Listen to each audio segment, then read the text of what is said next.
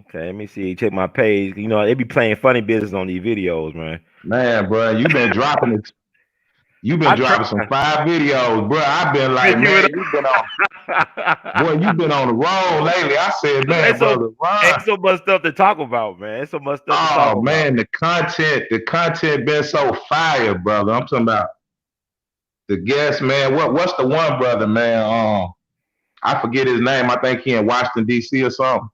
Oh, Dr. Randy Short. I already know who you talking about. Yeah, Man, I Dr. love Randy that Short. dude. Hey, that dude be like the cones. The cones is the problem. I be like, yeah, we got to get rid of these cones. We'll be all right. Yeah, so okay. Well, we got we all be it's honored to have on brother Shakim. How you say your last name? My appellation name. Are you talking about my government? My appellation name is Setepin Ray. September Ray, brother September Ray. That's it, Yes, sir. September Ray. Yes, sir. All Chosen by right. the Son. Chosen by the Son. S-U-N, son. Thank you, man. Yes, It's an honor sir. to have you on because we talking about somebody who is a true unsung legend. Your grandfather, Alfred Skip Robinson, also known as Aziz Muhammad, correct? Absolutely. Brother Yeah, we're gonna Abdul talk about Aziz this man is Muhammad. amazing because I never heard this dude. I heard about this guy 10 years ago when I went to Holly Springs, where he's from. I went to the Ida B. Wells Museum. It was a brother who was legally blind tour guide there. He was telling me about this dude. I thought he was talking about some type of action movie starring Carl Weathers or something like some Action Jackson stuff. I ain't know what to make of this guy. He told me about your grandfather, Alfred Skip Robinson. Then I started researching a little bit online, and it's kind of hard to find some information. But what I did find was amazing. This guy, he led the United League. It say some sources say like over 100,000 members. Strong grassroots advocate. This guy was getting the shootouts with the Klan and Tupelo and all points in the Mississippi Delta. Um, I remember I came across this UMass speech he did back in the 70s where he basically predicted what we're going through right now. So your grandfather was Mhm. a prophet in my mind. And you know what was crazy? I would talk to some of my civil rights movement historian friends. These are academics and professors. They never heard of the man. And I think it's Wow. crazy. This man was real mainstream back in the 70s and 80s. He's well known. So how can a guy be forgotten about that quickly? But can you introduce yourself to the audience and tell us a little bit about yourself and about your amazing grandfather? All right. Yeah, I'm the man that you're talking about. Brother Abdul Aziz Muhammad. I'm his first grandson. Oh, So I'm his daughter's son. You know what I'm saying? But he was my dad to me because, he was the only father I had in my life. So until I was 11, till he transitioned when I was 11 years old. So, I mean, he was dad to me. You know what I'm saying? mm-hmm. Uh, a lot of things that he did, a lot of things was before my time. And a lot of things was going on during my time as well. But from what I seen, you know what I'm saying, I didn't know he had did so much until I really got older and Mm-hmm. started researching on myself and started seeing stuff on the internet. Like one time I was searching him and it said something about how Washington D.C. had to contact him because he was the most wanted man. He had so many death threats on his name in the South. Mm. So they had to contact him because they wanted him, dead that bad. You know what I'm saying? So I didn't know that. I knew they had burnt down our house before, in Mississippi, things like that. And that was before my time. Mm-hmm. But and we used to have to do things like search the house when it just be me and him. Mm. Whenever we come home, we search the whole house before we do anything. And that was just normal. You know what I'm saying? As a kid, that's what we did. We come home, we search all the houses, look under couches, look under, guns out. You know Mm. what I'm saying?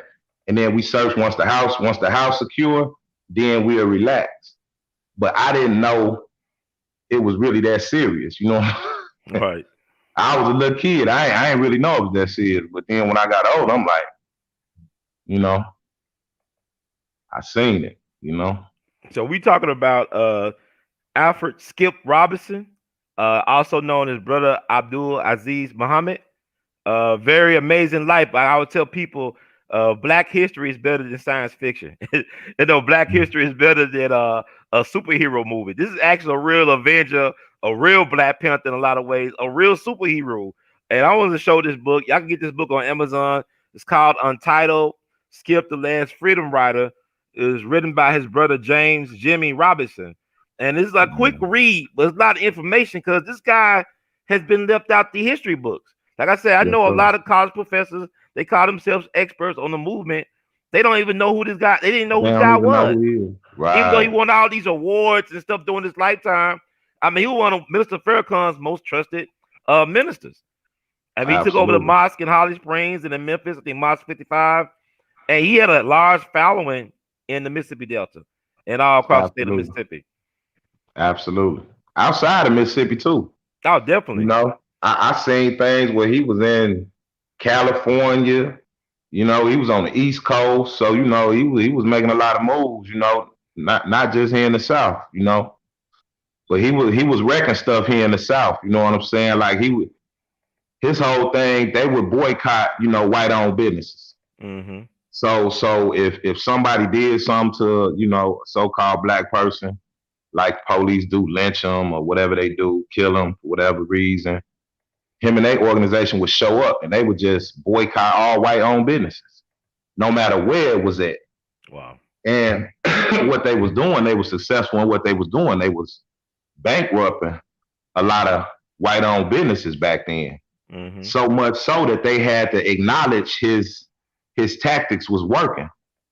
You know what I'm saying? Like they did a news report, some type of news thing on him back then about how many white-owned businesses that he was bankrupting back then with his strategies. So he was a threat, you know. He was a threat with what he was doing, you know, him and his organization. So.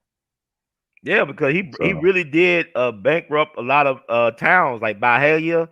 I don't think they never recovered from what Alfred Skip Robinson did. I mean, he went to Okolona, even took on Tupelo. Tupelo voted one of the top small towns in the country twice before, and he took on the corruption in that town. And then he's dealing with stuff that we're dealing with today with police brutality and Black men found hanging in jail cells. You know, think about Sandra Bland.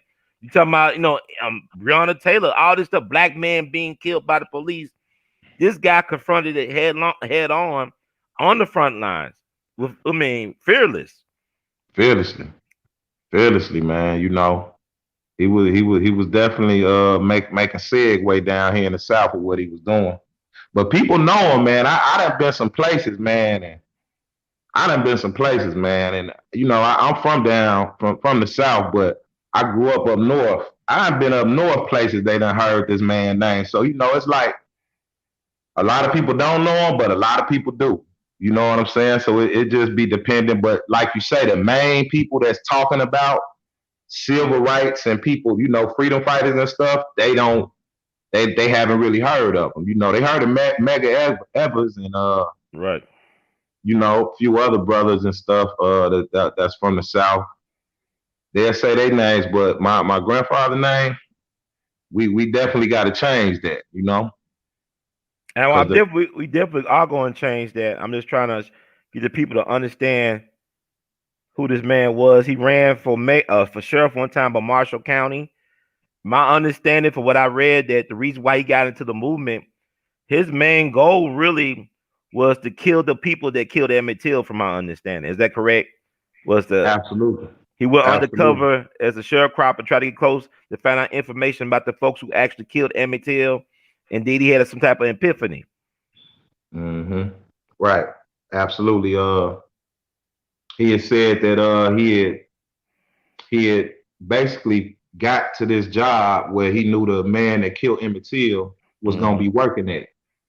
And his whole thing was he was gonna kill the man that killed Emmett Till because he said, you know, when nobody really basically riding for the brother. Right. When nobody want to do that, basically. Because he said, you know, the Panthers was gone at that time. Malcolm was already gone, so the morale of the people was low. You know, so he said he's gonna take it upon himself. to put in that work, But he said he had an epiphany. He said, if I do this, then basically it's not going to help us. It's not going to help us if I just kill this one man, you know what I'm saying, on the revenge side. So he said what he was going to do was he was going to organize and get people together and fight back like that. And that's what he did, which was, I think was the way to go, because he caused more hell doing what he did. Right. By falling back, regrouping, you know, and doing what he did, he caused more hell than what he would have did that one day just taking him out. So Yeah, because I know I talked to you. I mean, I had a chance.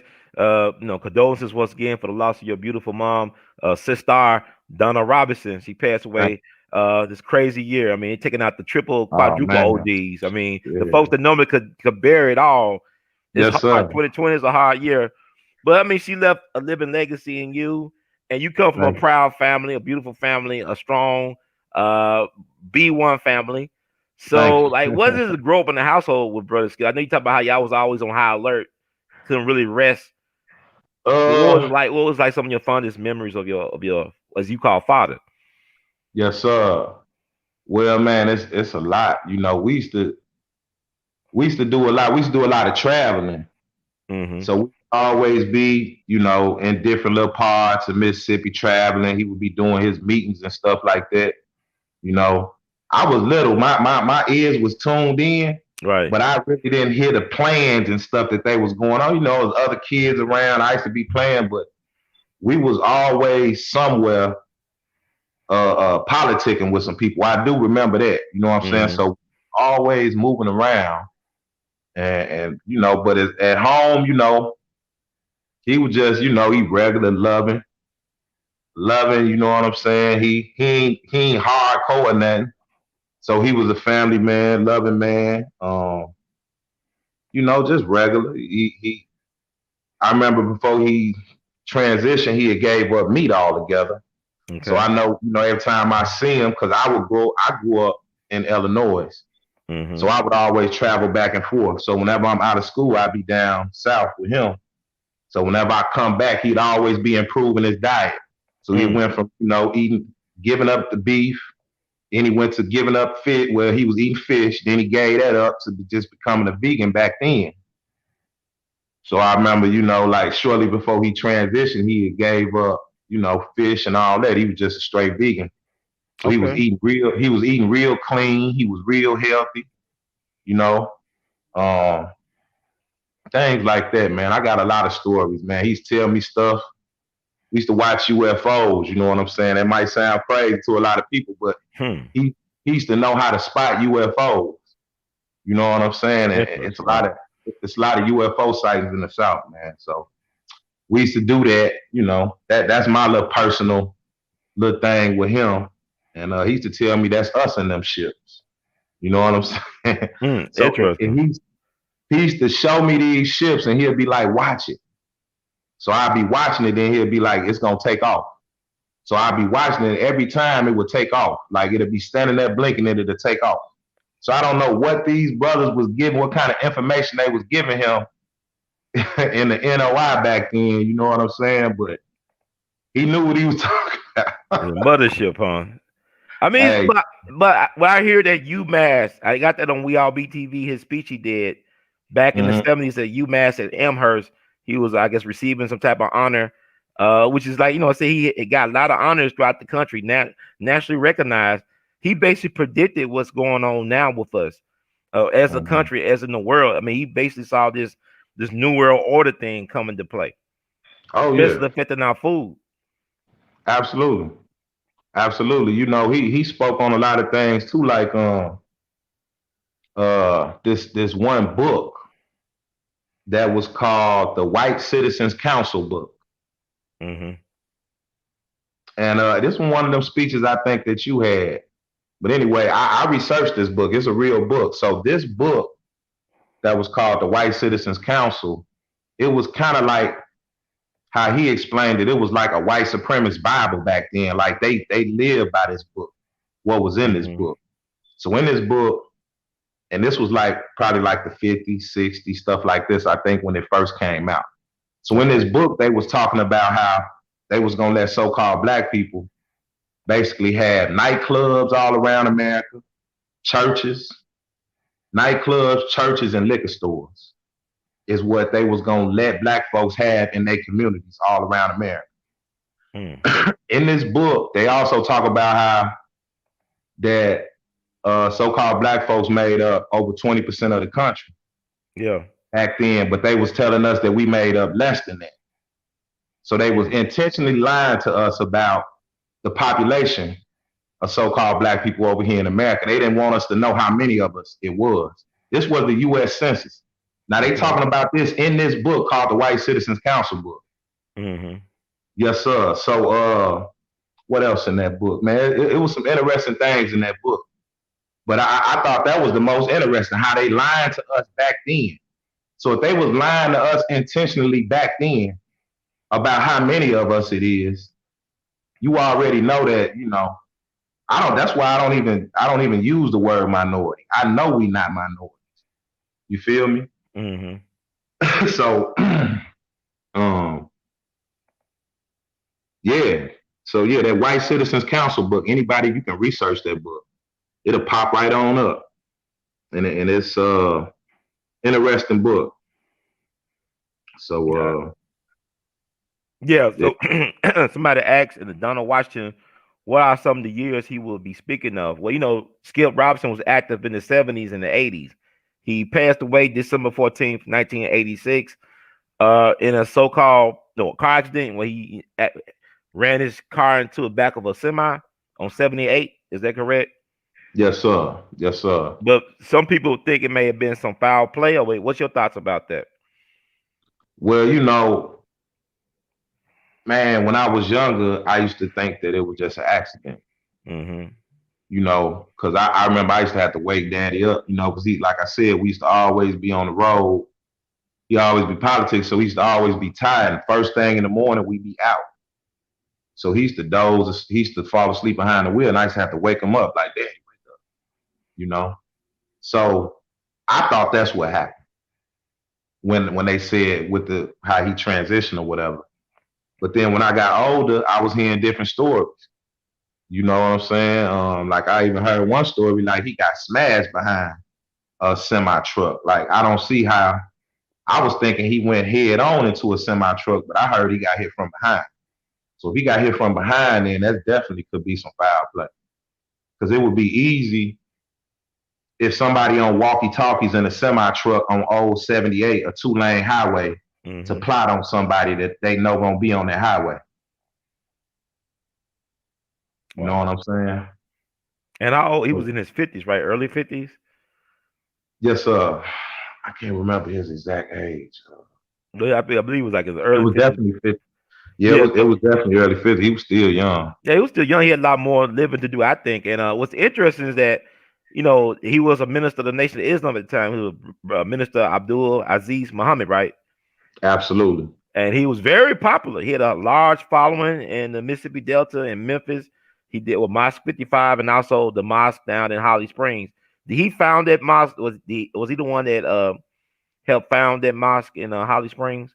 Yes, sir. He was the one that started. He was the originator, as far as I'm concerned. As I know, I think my dad the one that started that mosque. Okay, but he had like a rock star following. I mean, people loved him. I mean, people drove our way all around Mississippi just to go to Hot Springs, and then he had a large following in Memphis. I talked to some brothers who knew your father, and they loved him. They respect him highly. And this let people understand how great this man was. Who was his replacement at the mosque? Oh well, I don't. You know what? I don't know the brother. Like, do you mean like? Is that like a sarcastic question? I mean, it's like, well, you know, like the person who they had to get miles, it was Khalid Muhammad, right? Oh well, Khalid was in the nation when my father was when he was alive. Yes. You know what I'm saying? So I think Khalid was like the head of security or something back then. When my grandfather was a minister, but I remember being around Khalid and them, man. I used to love seeing them brothers, man. When I was little, Mm-hmm.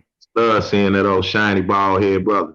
He was unique, but I mean, my understanding, he was one that kind of stepped in after the loss of your father. He actually helped ran the mosque and spoke at these mosques once brother Aziz, like brother Skip, left the scene. He probably did. He Yeah, that probably was did. the guys were telling me. Yeah, so I mean that says a lot about the type of man he was in terms of he's hard to replace. I mean, Minister Farrakhan has been blessed to have some very powerful, formidable, brilliant black men around him. He learned from Malcolm, of course, Yes, Honorable Elijah Muhammad, but Malcolm, college your father, Alfred Skip Robinson, Khalid Muhammad. He had some soldiers. man, soldiers, man. Yeah, he was blessed to have Man. soldiers around. Then he did your father's eulogy. Can you Yes, recall sir. that the minister doing the eulogy Yes, for sir. your He kissed me on the forehead at the eulogy. The minister so did you so. remember that? Is there footage Yes, of that sir. available? Is there any video footage? Uh, I don't. You know what? I think it was because it was at it was at Russ College. So I think Okay. the footage is it was recorded, but I don't know where it's at though. I would have to, try to see if I can get my hands on it, brother Oh, you Ron. should, man. That's very. The family should at least have a copy of that. That's part of your heritage, man. The man was a great tree, or is a great tree in our freedom fighting force. And Yes, so I, sir. I just want to get better known because right now, tomorrow will be the 51st anniversary of the assassination, the state-sponsored assassination of Chairman Fred Hampton Sr. and Defense Captain Mark Clark of the Illinois chapter of the Black Panther Party. That happened on Hmm. December 4th, 1969. And the government did that. And you know what's interesting about Fred Hampton? His mom was Emmett Till's babysitter. She used to Wow. babysit Emmett Till. So I mean, deal with all Ain't that that something? tragedy.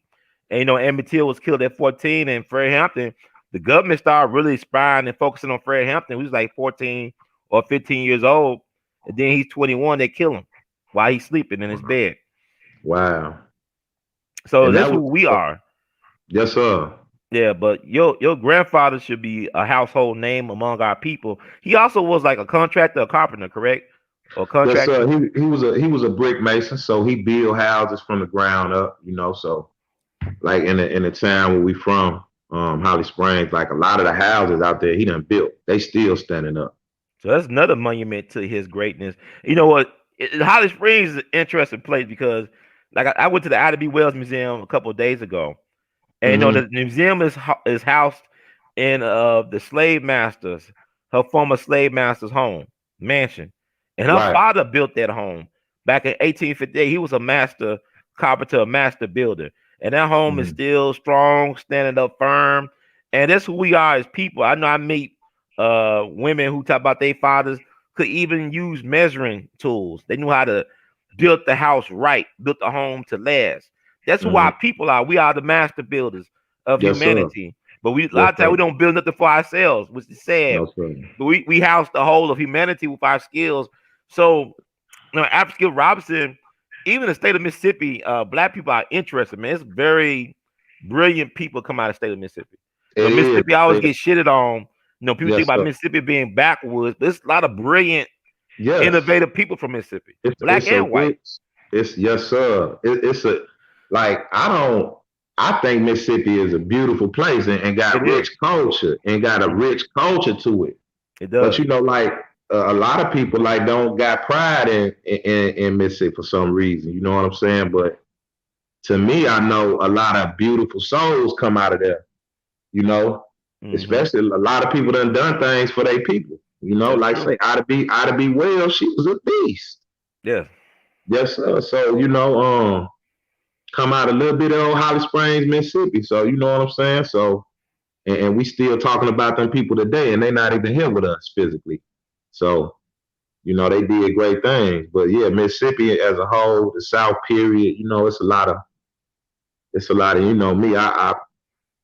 I know for a fact that we the indigenous people Well, of this talk land. about the being indigenous people. Talk about that. Tell us about that. Cause we got a lot of confusion around here. We all confused. Cause they'll Kung never tell us who Fu. we really are. You know what I'm saying? We depend on our enemies to give us our identity, to tell us our value and worth. Tell us about ourselves. Who are we? Well, you know what? Just to go back to what on my grandfather again. Mm-hmm.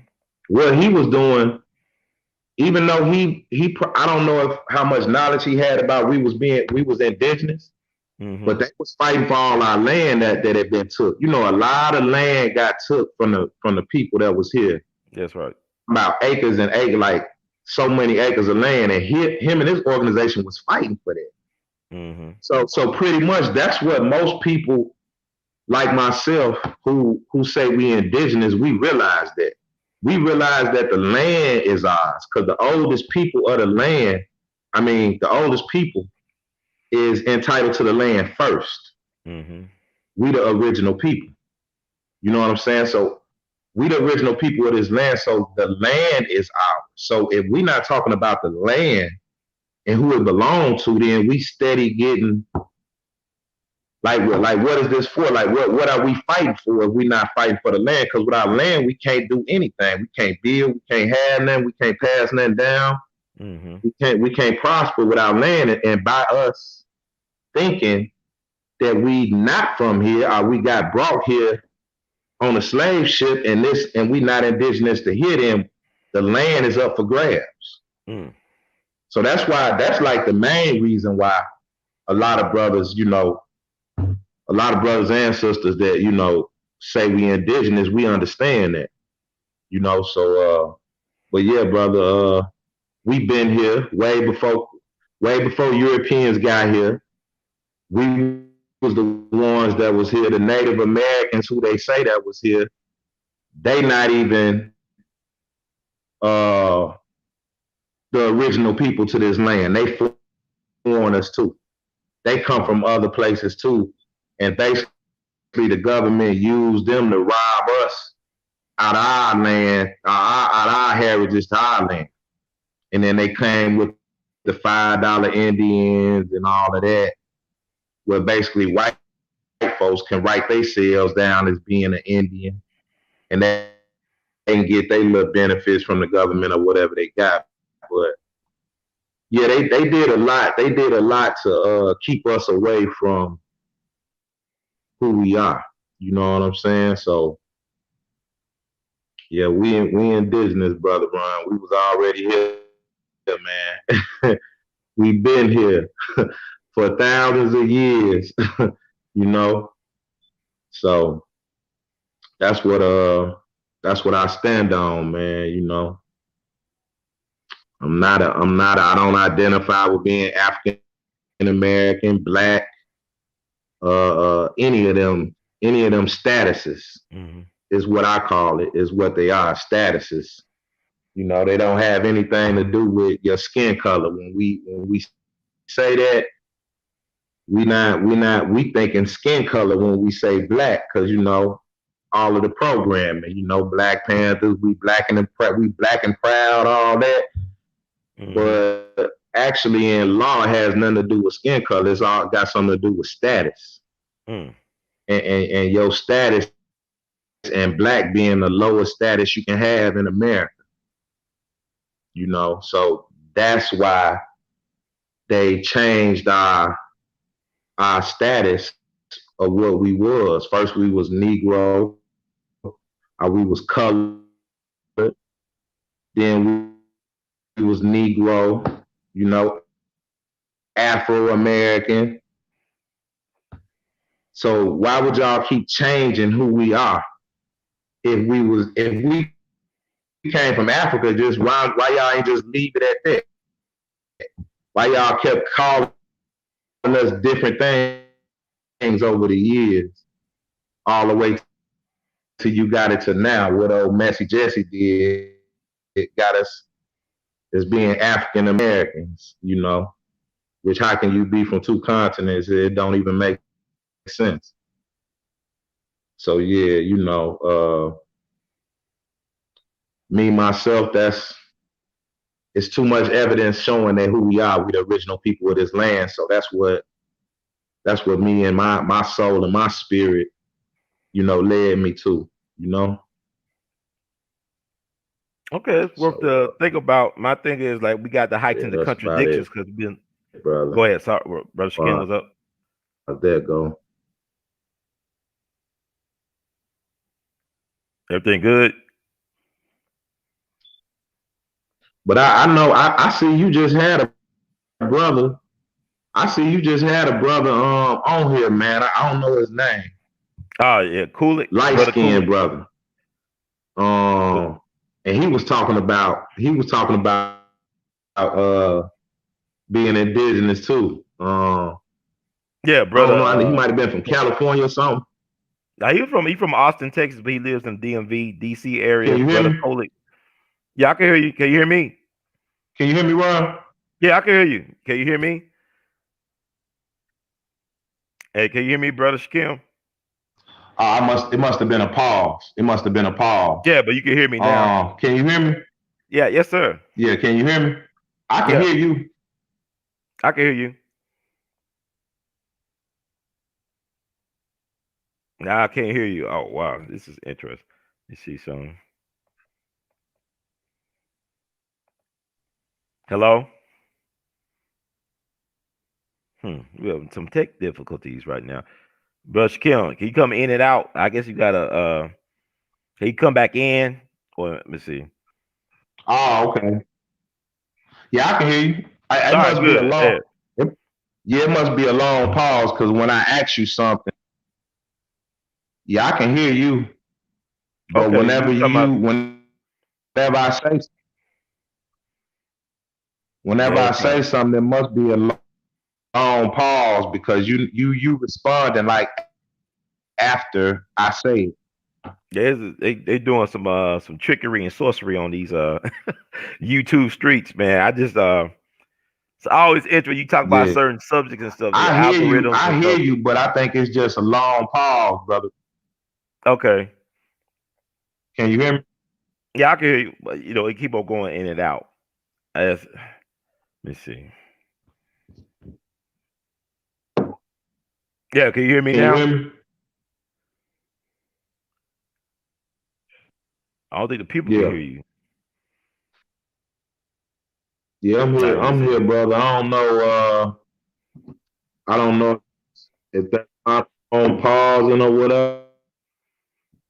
Yeah, sometimes it's interesting. Like I don't lives know can be if my unpredictable. phone pause. Or you can just come in, just I guess, come back in, just remove yourself and come back in and see what happens. Might be. I guess let me see if I can remove you, and then you just come and access the link again. I'm gonna remove you, and we'll see what we could do. I'm gonna get brother Shakim back on. Oh, okay. Hey, you hear I don't me? know, brother.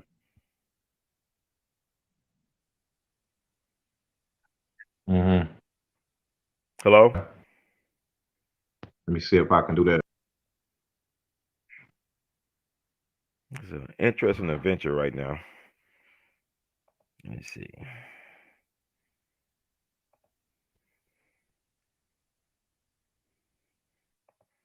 So we're gonna get him to call back in to the live, and I want to thank Sister Brooklyn for your donation. We love you madly, sister. Thank you for being a very great supporter of the We All Be Info movement, and also I'm glad to be of service to you and people like you because it matters. Black smarts matter. You know. So let's see. So hopefully get Brother Shakim back in. But we're talking about Alfred Skip Robinson, his grandfather, as he known as father, a man who helped raise him, a great man, that he should be a household name in black family households or so-called black people households throughout the country. He passed away December 14th, 1986 under questionable circumstances. So yeah, I just want to give honor to him because we gotta use these platforms to inform our people. Alfred Skip Robinson was a guy who fought the Klan, the Ku Klux Klan in the streets. Yeah, the Klan y'all used to seeing in the white sheets and stuff, in the bedroom sheets. He was fighting them in broad daylight at high noon and whatnot in the streets of Tupelo and Holly Springs. This is back in the 70s and the 80s. This man would get into shootouts with the Klan. I remember I talked to one of his sons. They was coming home one night. The son was in his teens, driving down the highway, and Alfred Skip Robinson and some of his friends, they were sleeping in the truck while the son was driving. I believe the son was like 16 or 17 years old. And all of a sudden, these Klansmen start coming out the woods on both sides of the highway. Like they start surrounding the truck. They start coming from down the highway towards the truck. And what they end up doing was that after Skip Robinson woke up, he got his rifle and shot the rifle outside of the truck.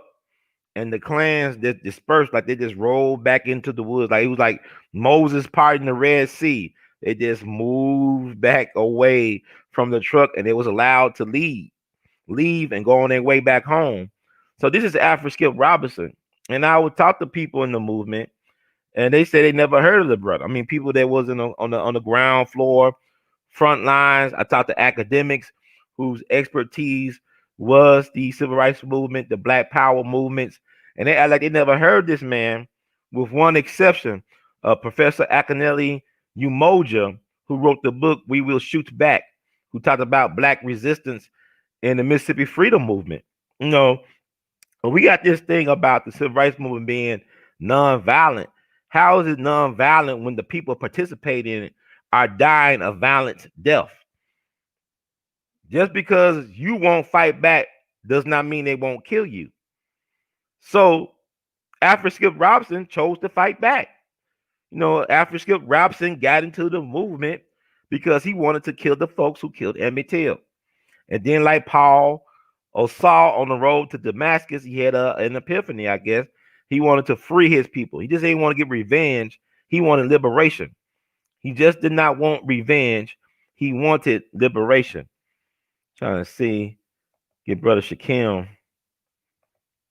Said, I think he's trying to get back in. But this is how we roll, man. That's the grandson. He's Black freedom fighting royalty, Brother Shakim.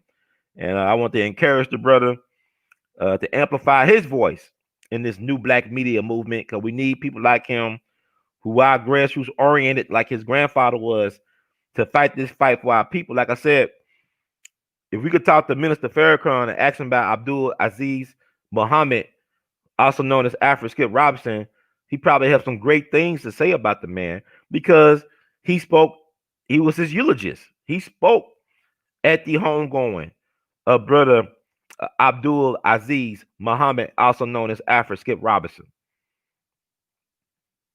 He had the United League. You talking about Infact and Grandmaster Jay. I'm not gonna crap on Infact or Grandmaster Jay, but you had a brother like Afro Skip Robinson that was walking the planet less than 40 years ago, and we forgot about him. Less than 34 years ago, he was on the planet raising hell. This man was going investigating the hanging deaths of Black men in jails and counties in Mississippi. They still hanging Black folks and calling it suicide, right? He was investigating that stuff. This man was Black Lives Matter before there was an LLC. He knew that Black Lives Matter. He put his Black life on the lines to know that Black Lives Matter, okay? And like I said, it's a good book y'all get on Amazon, Untitled Skip, The Last Freedom Fighter. It's by his brother James Jimmy Robinson. This is Skip Robinson's brother. Who's best to tell his tale than a man who saw him grow up into the man he became. Untitled Skip, The Last Freedom Fighter is on Amazon. I'm gonna get this brother on very soon. There's so many things I want to do in terms of sharing with y'all the information that I've been receiving, downloading from the universe, soul God, and also from the people. There's so much to talk about. Like I said, today is actually the 10-year anniversary of the mysterious hanging death of Frederick Jermaine Carter. Now, We All Be News, we did an investigative journalist piece or expose, several parts.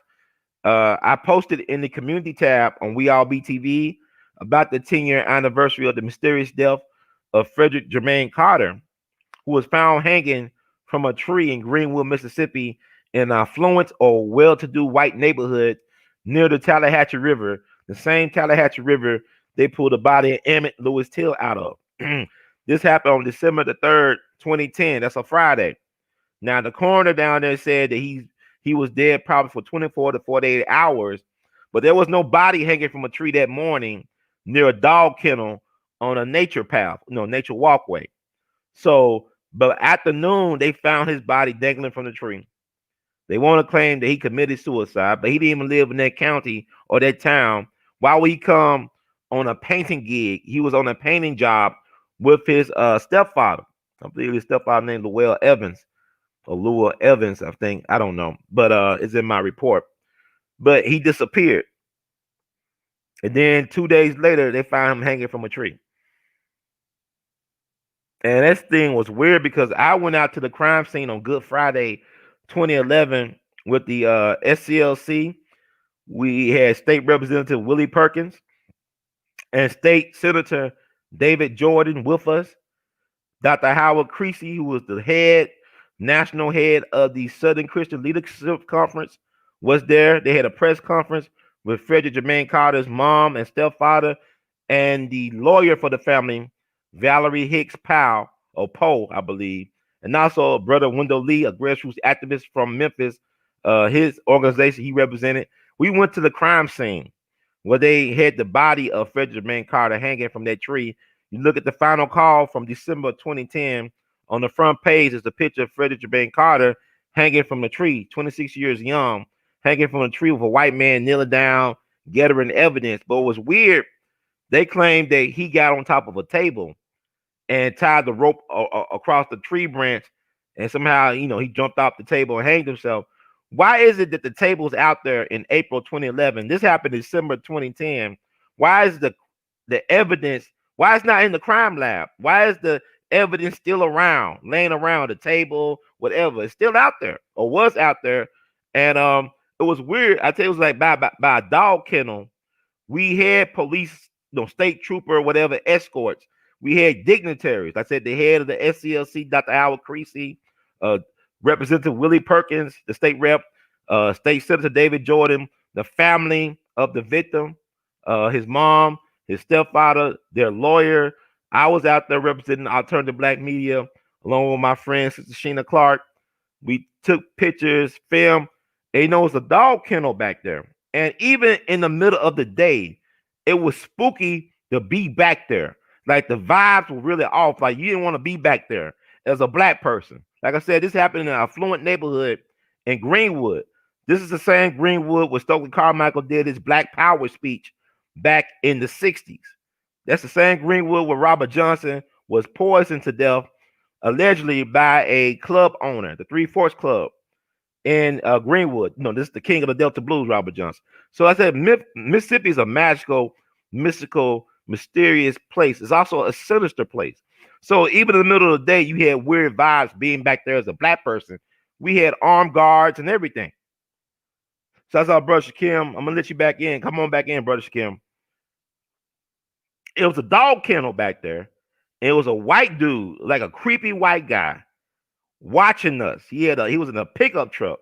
You think about white dudes in pickup trucks and rebel flags, and he was watching us, and he went to the dog kennel and started taking care of the dogs. To me, it's like he knew more than what he might have looked like. He didn't look like he was that smart, but he probably knew what actually happened to Brother Frederick Jermaine Carter. He probably knew. He was back there watching us, and I wish I would have just approached him and asked him some questions. Because you had the state troopers there, you had all these dignitaries, right? And I wish I just should approach him. In hindsight, I should have asked him, what you see? Do you know anything?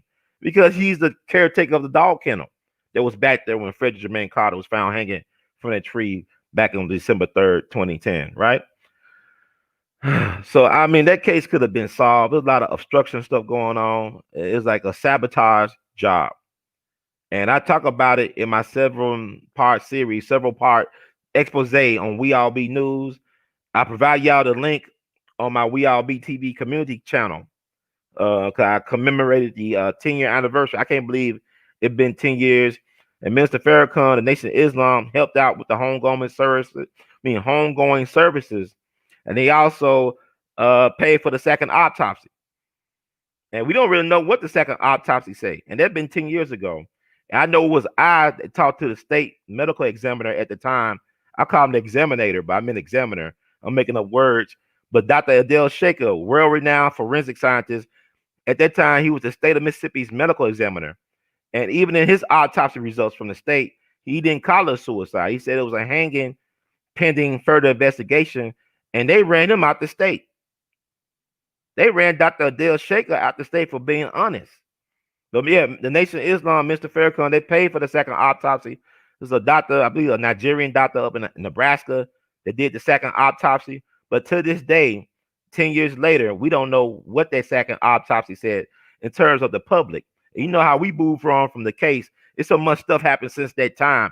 Trayvon Martin, Michael Brown, Sandra Bland, all this stuff, Breonna Taylor. You forget about these cases as time marches on. So I want to thank y'all for being patient. We got brother Shakim back in on the E-Dais. We're gonna get him in here to talk about some things, to follow up on stuff he's talking about, indigenous and all that stuff. Thank you, brother Steve. Thank you for the great content, brother Ron. We thank you, brother Steve, for receiving the great content. We love you madly, and we're gonna bring in brother Shakim. Hey, bro, how you doing? Hey, brother Shakim. Still kind of. Can you hear me?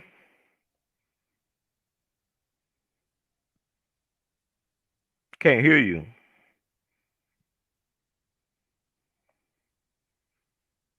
Oh man, I don't know what's going on with this stuff. Let me see. What's up, bro? Oh, you can hear me? All right, excellent. Yeah, you can hear me? Am I? Yeah, I can hear you fine. How I sound? You sound fine. Your screen kind of blurry, but Really? we can hear you. We got the same issues, man. Maybe it's the Jack little, maybe this little Jack bootleg phone. I should have It could be a lot tried of to things. get It could on be your my Wi-Fi, laptop. Is what I the should area have of your house. did, Are you brother near your Ron. You got your laptop available? Yeah, I can hear you. You can hear me? You say you got a laptop or something? Yep. Yeah, I can hear you. You can hear me, but can you? Do you have a laptop? Do you have anything else you can stream on?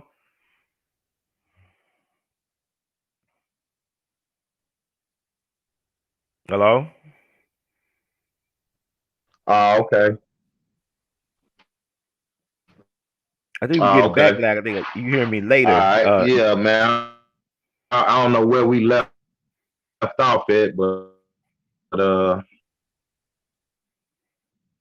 had technical difficulties Yeah, right we having technical dig. I mean, we could. quick. So you don't have anything else you can stream on? But You don't have anything alternative like a I laptop or seen anything? you. I could hear you.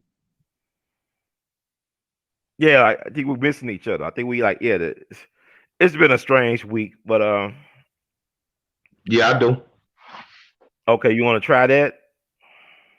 Yeah, I got a laptop. In a All minute or right, whatever, I could just leave here. yeah, connect to see what Let me happens. try to get on my laptop, brother man. Yeah, so you got you mean okay? You get the link from your Facebook Yeah. Messenger. Okay, okay. Let me we're gonna try to get this going.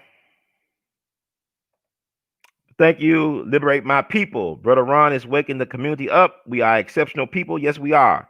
We are beyond, like what Duke Elton said, beyond category. And that's our job. We got to start informing and empowering our people. It shouldn't always be about entertainment and all that stuff. It should be about liberation.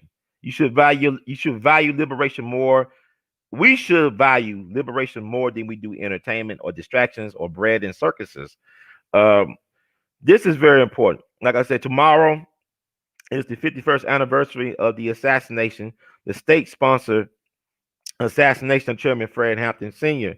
He was killed while he was sleeping in his bed, December 4th, 1969, early Thursday, around 4:30 or something like that in the morning, which is crazy. They shot this man. It was a black police officer, Chicago finest, that shot him in his head. That was the death blow. When he got shot in the head, it was a black police officer who did it. It was a black man who set him up. William O'Neill, his number one chief bodyguard, who was an FBI informant, agent provocateur. he provided the blueprint to the apartment where Fred Hampton lived to his handler at the FBI, and they passed it on to the state attorney's office, Edward Hannaran, and they passed that on to the Chicago Police Department. So it was like the state that did this to this 21-year-old black man, a good, brilliant brother who wanted to help his people. Like I said, his mom babysitted Emmett Till. The government started watching Fred Hampton when he was like 14 or 15 years old. And Dr. King and them were very impressed with Chairman Fred Hampton. When Dr. King and them came in doing Chicago housing movement thing back in '66, when Dr. King was in Chicago trying to get some fair housing for black people in Chicago, in the Chicagoland area, he met and encountered people like Chairman Fred. He respected, they respected these type of brothers, man. Imagine it's Chairman Fred lived to be 39 years old, like Dr. King and Malcolm X. Think about where Malcolm was at 21 mentally and consciously. Think about where Dr. Martin Luther King was at 21, mentally and consciously speaking. When the Montgomery bus boycott started, Dr. King was what? 55? Dr. King was 26 years young. He still haven't received his PhD. He's still working on his PhD. When he went down to Montgomery to be the head of Dexter Avenue Baptist Church, right? So he was just 26 years young. He still was not the Dr. King he eventually became. He still was on his way. And Malcolm at 21, what was Malcolm doing? Was Malcolm in prison up in Massachusetts? So Chairman Fred was already at that place at 21. Imagine if he lived to be 39. See, Fred Hampton should have been the first black president of the United States, as far as I'm concerned. But okay, let's see. We got brother Kim. Hello.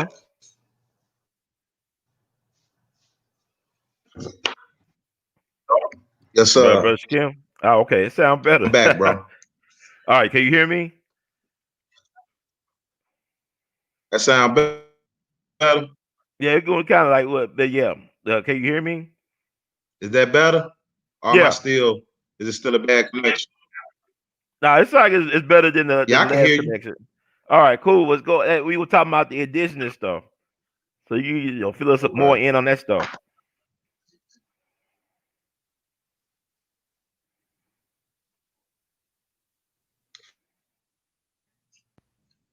Well,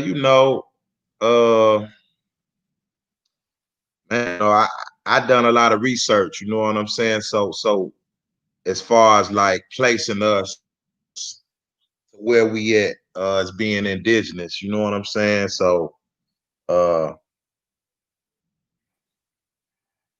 about, but I do know, I know for a fact that we ain't get over here, from the West Atlantic slave trade, like they said.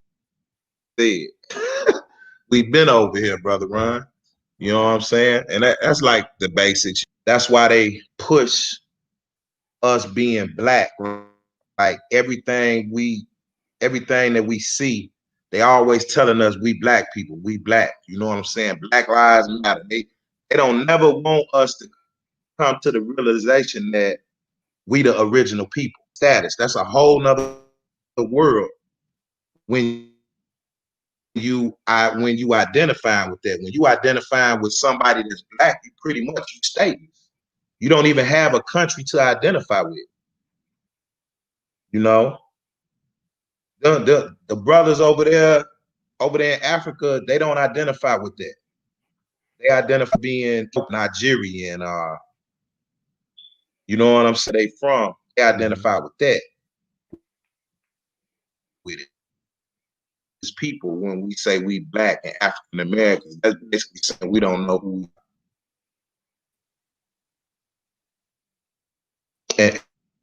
And the government is the one that. How long are we gonna let these people who we say tell us who we are?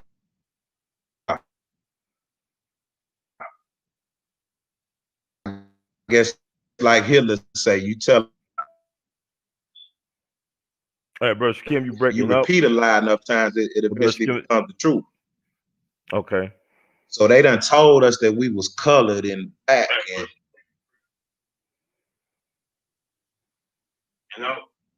I'm breaking up. Yeah, it's kind of like it's a lag. Oh yeah, Can you hear me now? yeah. Well, it's kind of like it's going in and out. Can you hear me, brother Ron? Yeah.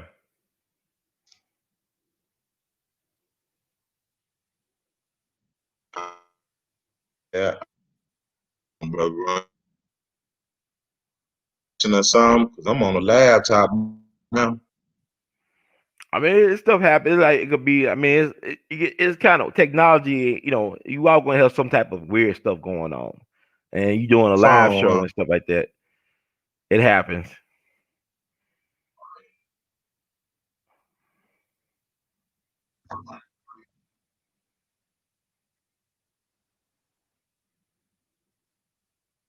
Mm-hmm. Yeah, it must not. It's not ready. I guess it's not I mean, the it time for the happens. people to get the message about my Oh, we gonna help you back dad on. Don't right. worry about that. We'll get it situated. It happens.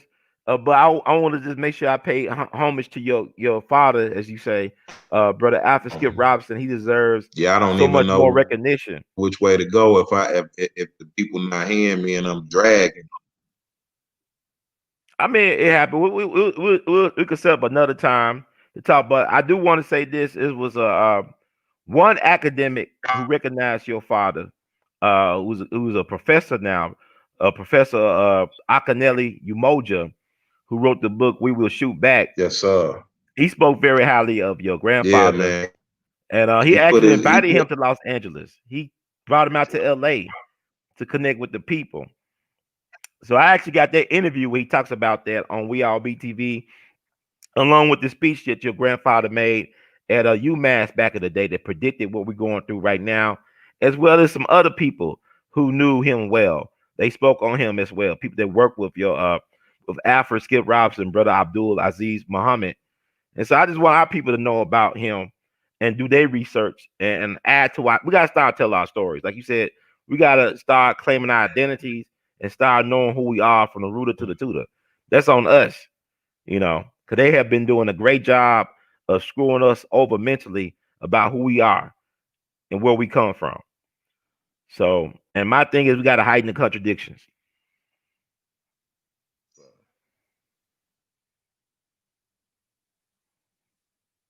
brother Shakim.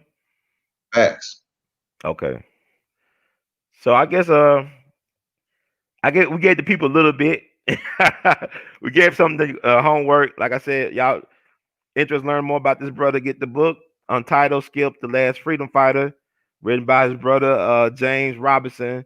You get on Amazon. It's a quick read, but it's just good to know we got to start telling our stories. You can't wait for Yeah, Hollywood you to just tell got our story. And so I know the Fred Hampton movie coming out, but I'm sure they're gonna tell the truth. Cause I said Black history is better than science fiction or any Hollywood movie they can make up. Cause if you tell the truth about who we are, gonna it's have to hard to do believe. on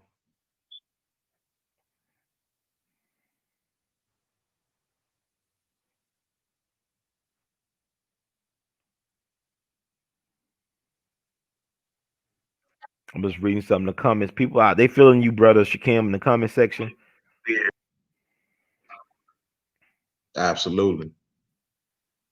Yeah, but we'll talk more about this. This is something. I mean, how did they get over here? The white people. I mean, I believe some of us did come over here, but not. But a lot was already here, though. Gratitude, man. Gratitude, man. We got to do it again, like on a clear, like Yeah, I think I'm gonna have to get a call in option. Somebody said call in, no right. video. Yeah, I gotta work on a call You in know, option. it just was too convenient for them to show us roots in this movie. Mm-hmm. Yeah.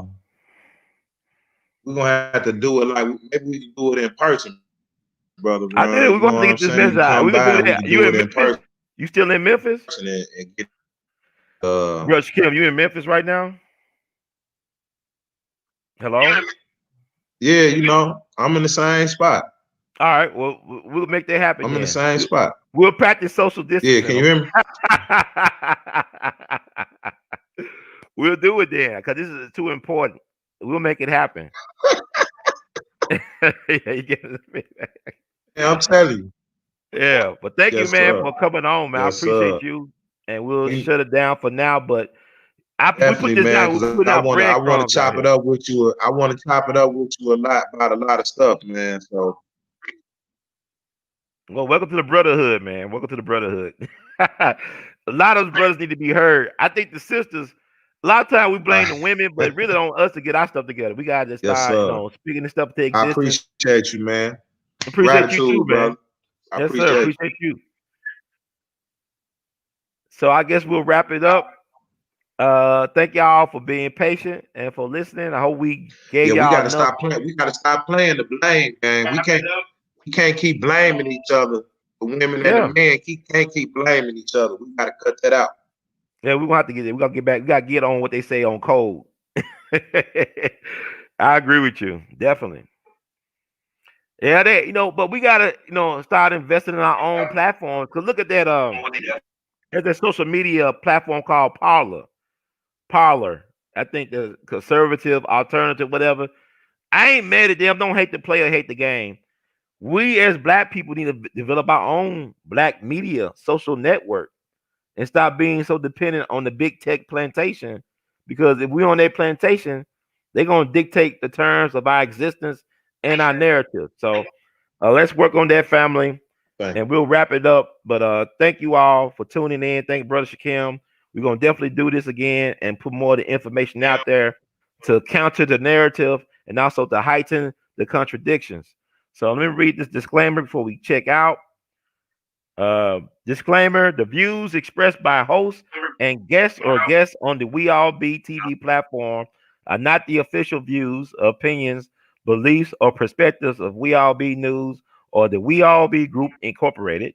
We All Be News is an organization that thoroughly believes in supplementing the information narrative that is usually supplied by the corporate news entities with those viewpoints and expressions which may be marginalized or ignored for a plethora of reasons. We are about informing the general public on alternative perspectives as it relates to news and information and letting the general public be the ultimate judge in deciding on how to use said information. Informed citizens are responsible citizens. Thank you for your support. So thank you all for being patient, for tuning in, for receiving this message. And let me, I guess, share another book y'all should get. I talked about,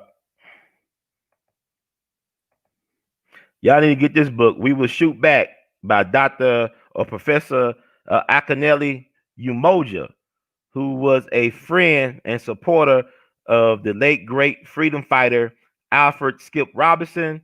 This talks about that narrative that they don't want to talk about during the so-called civil rights movement, where black folks dared to arm themselves and they dared to shoot for their liberation. They wasn't all kneeling down and getting hit by bricks. Black folks fought back. I had a friend of mine, Sister Margaret Block. She's a righteous ancestor now, but was a little small woman from Cleveland, Mississippi. Her brother was the great Sam Block, the field secretary for SNCC in North Mississippi. And she talked about, even with her little daughter, making Molotov cocktails to throw at the Ku Klux Klan. They'll get in shootouts with the Klan. Her and Kwame Ture and other folks down in Mississippi getting into shootouts with the Klan and the sheriffs. He know that the sheriff and the Klan was one and the same.